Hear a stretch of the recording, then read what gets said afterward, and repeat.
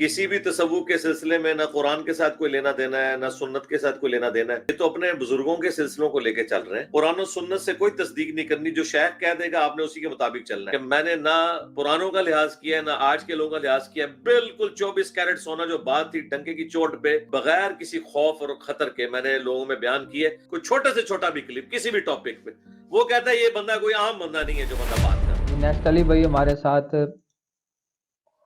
مجن الاحمد بھائی ہیں جی. السلام علیکم بھائی. اپنا مائک ان میوٹ کریں اور مائک کو چھوڑ دیں، سوال کریں اپنا. جی وعلیکم السلام. السلام علیکم علی بھائی. جی وعلیکم السلام ورحمۃ اللہ وبرکاتہ. جی احمد بھائی کہاں سے آپ؟ جی علی بھائی میں آسام سے ہوں، انڈیا، آسام نارتھ ایسٹ، بنگلہ دیش کے قریب. ہاں وہ آپ کی بولی بھی بنگلہ دیش والی اردو لگ رہی ہے، اسی لیے میں سمجھا شاید آپ بنگلہ دیش سے ہیں. ہاں. جی علی بھائی میرا پہلا سوال یہ تھا کہ دوست کی طرف سے یہ جو بیعت طریقے تھے اسلام میں، یہ جو سلسلہ چل رہا ہے ابھی جو شروع کیا ہے صوفیوں نے، تو ایز اے اسٹوڈنٹ اگر کوئی ایک نہیں مختلف پیر کے پاس جا کے بیعت ہوتا ہے، ان سے اسٹوڈنٹ کے حیثیت سے سیکھنا چاہتا ہے دین کے بارے میں، تو ایسا کر سکتا ہے کیا؟ کاش ایسا ہو سکتا ہوتا میرے بھائی. ان کو تو خود دین نہیں آتا، انہوں نے آپ کو دین کیا سکھانا ہے؟ کسی بھی تصوف کے سلسلے میں نہ قرآن کے ساتھ کوئی لینا دینا ہے، نہ سنت کے ساتھ کوئی لینا دینا ہے.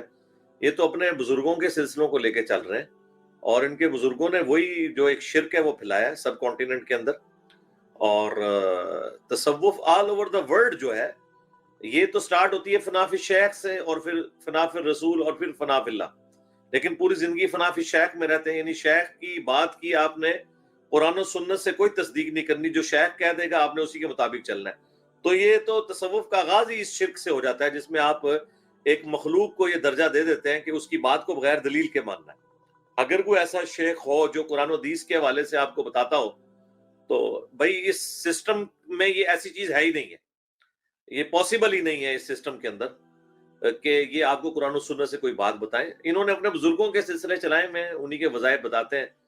دیکھ لیں میجورٹی تو ان کی یہ ہے کہ نہ انہیں صبح شام کے اذکار کا پتہ ہے، نہ انہیں فرض نماز کے بعد کے اذکار کا پتہ ہے، نہ نماز کے طریقے کا پتہ ہے انہیں صحیح طریقہ سنت کے مطابق کیا ہے. تو وہ تو بات ہی بھی دور رہے گی نا. استاد کے طور پہ تو آپ نے ان کو ماننا ہے نا کہ جو آپ کو قرآن و سنت کی بات بتائیں. جو اپنے بزرگ بابوں کی باتیں بتائیں گے ان استادوں کو کیا کرنا ہے لے کے. سیکنڈ کوسچن کریں اپنا. جی علی بھائی سیکنڈ کوشچن میری طرف سے ہی ہے. جو آج کل مطلب گاؤں میں لوگوں کا دین کی طرف آنا بہت کم ہے. مطلب لوگ دین کی طرف نہیں ہے، وہ صرف دنیاوی ٹائم پہ ہی لگا دیتے ہیں پورا اپنا زندگی. تو یہ جو نیا پیڑھی ہے، یہ جو ینگسٹر ہے، نوجوانوں کو دین کی طرف کیسے لایا جا سکتا ہے؟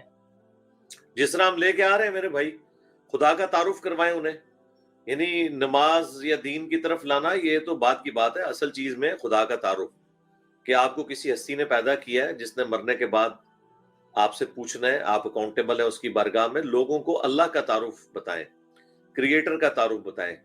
جب تک لوگوں کو خدا کا تعارف نہیں ہوگا اس وقت تک کبھی بھی دین کو سیریس نہیں لیں گے. دین تو بعد کی چیز ہے نا. بنیادی چیز ہے کہ اس کائنات کو کسی نے بنایا ہے، مجھے کسی نے بنایا ہے.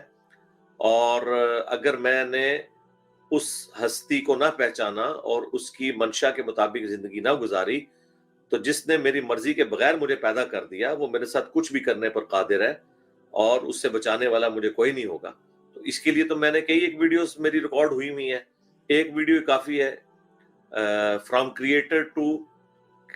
کریشن ٹو کریٹر، کائنات سے خالق کائنات کا سفر. یہ انگلش سب ٹائٹل کے ساتھ رکھی ہوئی ہے ہدایہ پورٹل چینل کے اوپر. ایک اور چینل ہے ہدایہ وکٹری چینل، اس کے اوپر تو میری درجنوں ویڈیوز ہیں قرآن کی روشنی میں خدا کے تعارف کے اوپر، جو آپ ایک نان مسلم کو بھی دکھا سکتے ہیں. تو خدا کا تعارف کروائیں نے، اور ہر شخص اپنے حلقہ اثر میں جس کو بات سمجھ آئیے وہ لوگوں تک بات پہنچائے. یوں دیے سے دیا جلتا جائے گا. باقی بڑے لیول کے اوپر تو اللہ کے فضل سے ہمارے پلیٹ فارم سے آپ کو ایٹ لیسٹ سلیبس تو مل چکا ہے نا کہ بات کیا کرنی ہے. بھلے آپ اپنے انداز میں کر لیں، ہماری ویڈیوز شیئر کروائیں.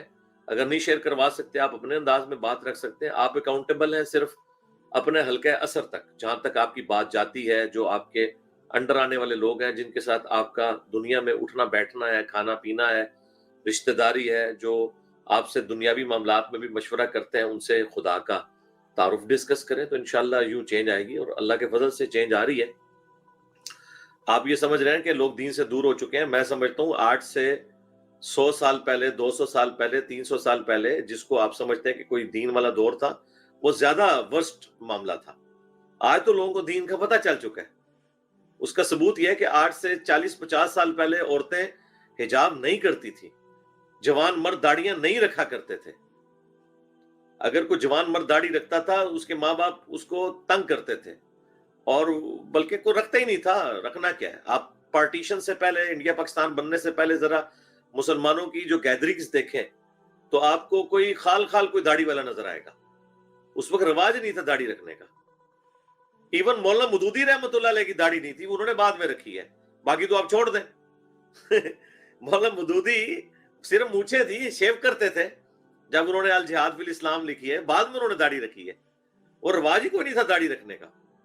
तो ये तो अल्लाह का शुक्र है, आज आपको जितने यंग बच्चे नजर आ रहे हैं, बच्चियां पर्दा करती हुई और हिजाब करती हुई, और बच्चे आपको दाढ़ियों में नजर आ रहे हैं, ये इस मॉडर्न दौर की बरकत है, दुनियावी तालीम की बरकत है कि लोग रिलीजन को सीरियस ले रहे हैं। मैं तो समझता हूँ कि साहबा ताबीन के बाद इस्लाम ने इतना मुबारक दौर नहीं देखा कि एक आम आदमी को भी पता है इस वक्त के कुरान में क्या लिखा है। अगर वो पढ़ना चाहता है, उसके एक मोबाइल के टच के ऊपर कुरान की आयात, अहदीस मौजूद है, और हमारी वीडियोस के बाद तो मैं कहता हूँ कोई हुज्जत तमाम होने रह नहीं गई है।